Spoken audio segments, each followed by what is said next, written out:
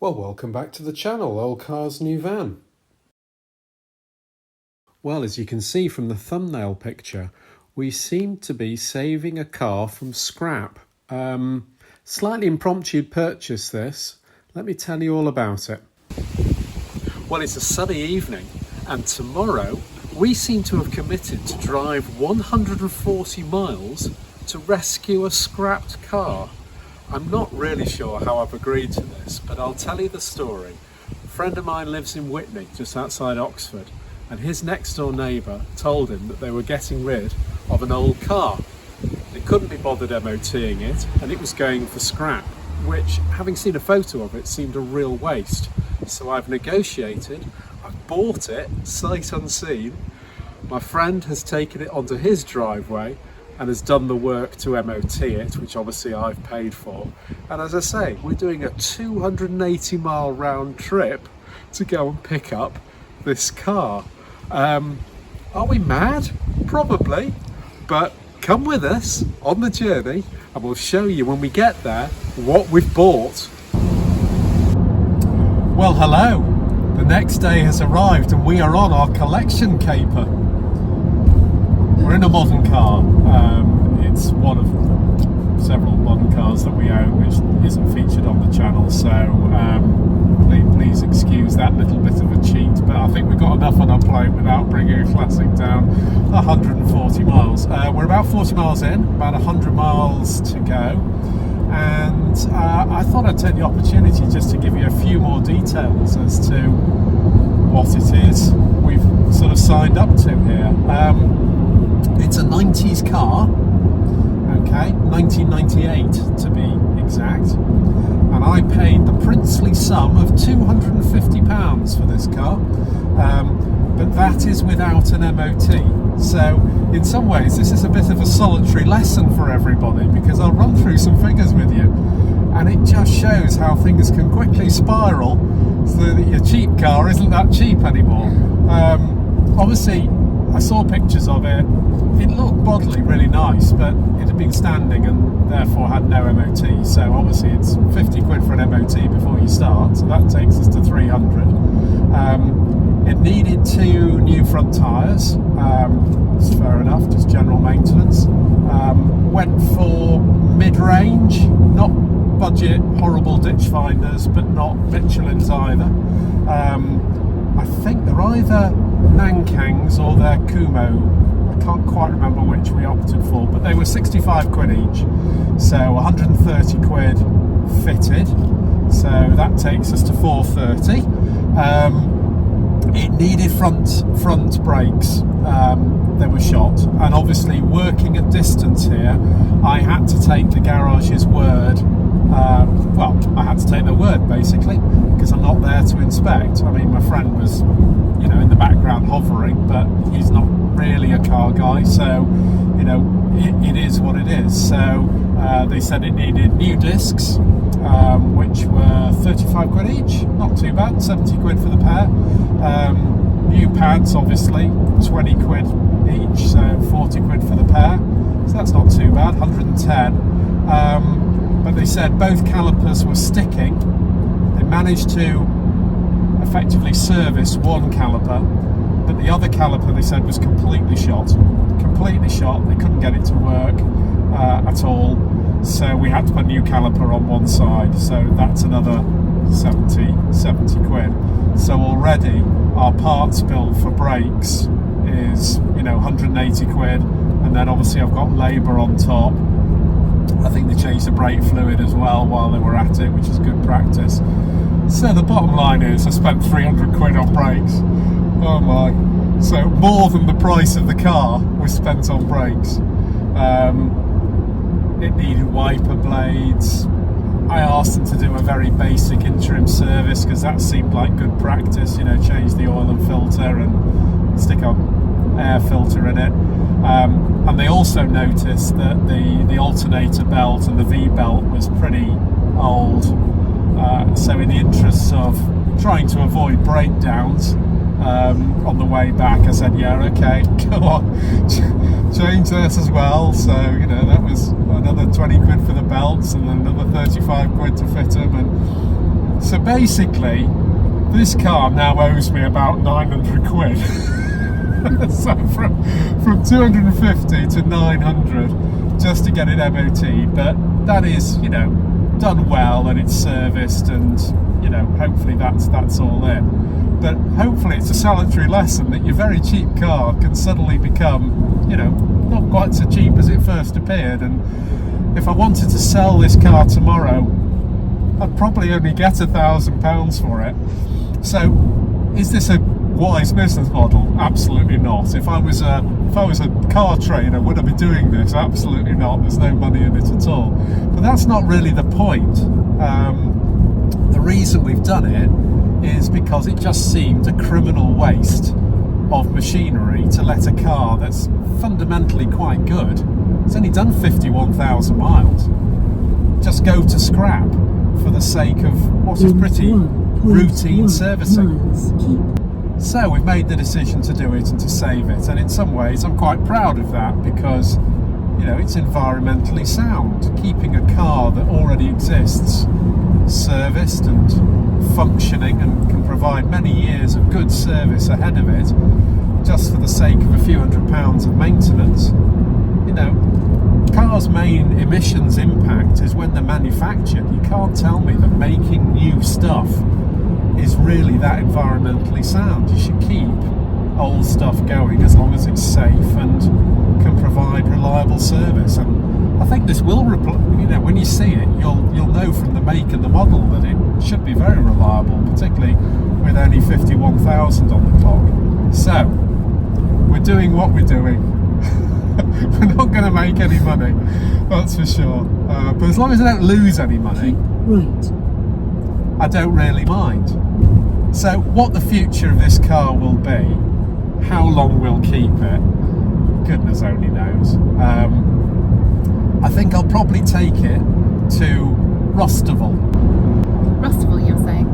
So I think the plan is that I'm going to Rustival, and such an old car, such a banger, for want of a better expression, I think we'll probably go down quite well at Rustival. So I think we'll take it there, enjoy the day there, and then make a decision after that as to what the future holds for this car. And it could be that it's one that I move on quite quickly, but it's been a good excuse to come down and see our friends as well, who we don't get to see that often, being, you know, 140 miles south of us, so that's quite cool in itself. So yeah, that's what we're doing, and keep left. I'm sure you'll be amused when you see the vehicle. See you down there.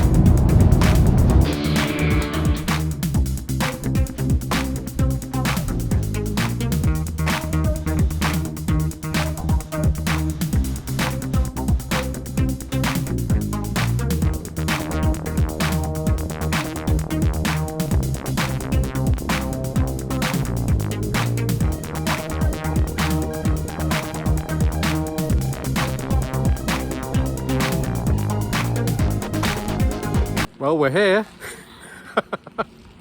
Are you ready to see the beast? Boom! It's a K11 Micra. Who doesn't love a K11 Micra? Look at this. It's gleaming. For my £250 plus about £750 of repairs. No, probably about £650 of repairs. But you know what? This will provide reliable, safe transport for somebody. And how ridiculous to scrap something like this. Let's just have a little look round. It's great. It's really tidy, actually. It's really tidy. I mean, look at the wheel arches. There's no rot.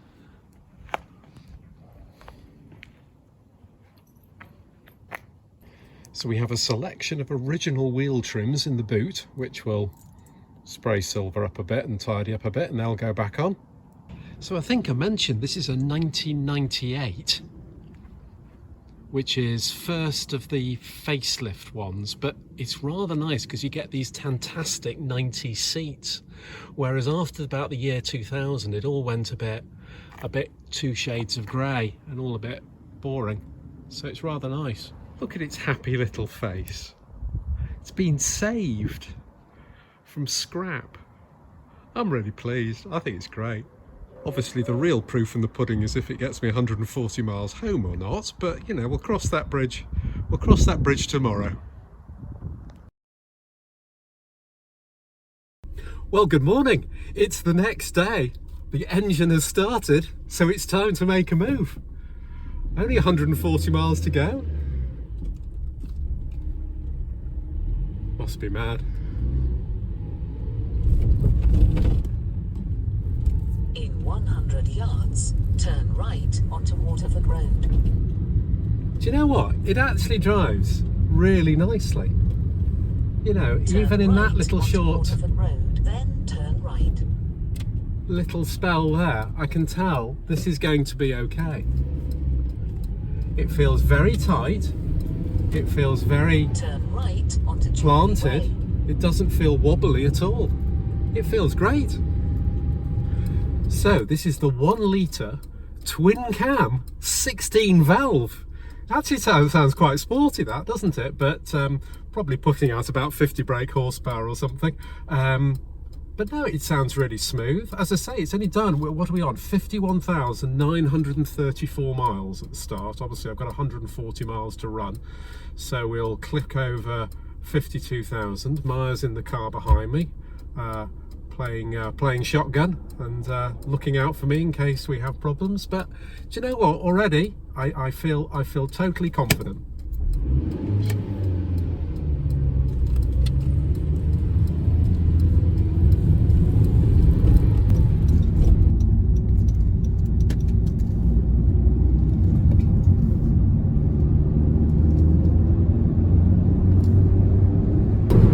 Okay, so we're on a dual carriageway, well, national speed limit, and that's an indicated 55, and it's okay. It's a little noisy perhaps, but she's tracking true and straight. No issues there. The steering wheel's nice and straight as well.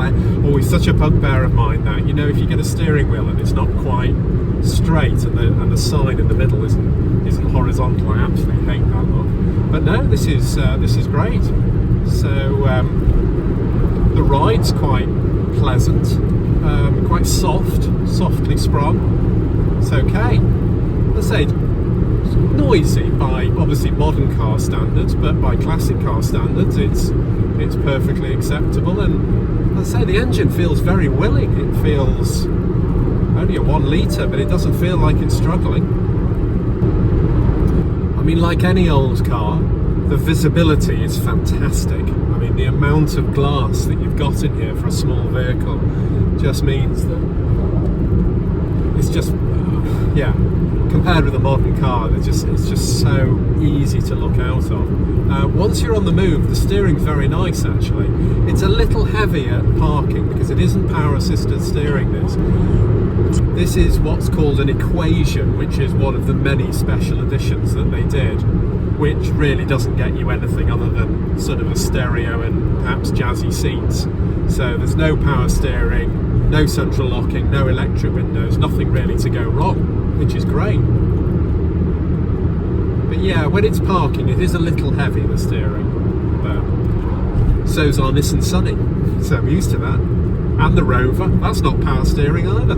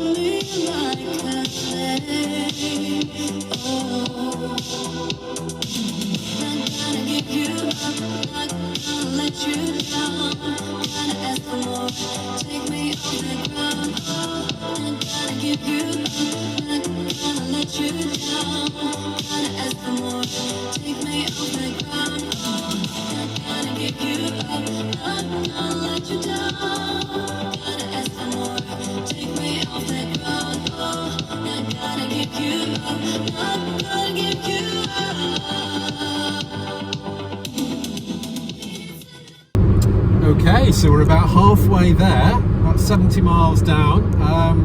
Everything's going fine. Temperature's normal, bang in the middle. It seems to be sipping fuel, as you would expect from a 1 litre Micra, cruising at 60 miles an hour in the slow lane, or the inside lane of the M1. Yeah, everything's going okay. Seats not perhaps totally designed for motorway work. We have just had a stop halfway, stretch legs and all the rest of it, because the seating position is a little cramped for me, but it's okay. And at least I've got a footrest for my clutch foot, so that's good. It is slightly muggy today and slightly humid, so it's a little unpleasant, obviously. I'll have the window open in a minute, but overall it's going absolutely excellent, and the car's behaving itself and driving really, really well. So not bad for something that was saved from scrap, is it? We're home. So how was that?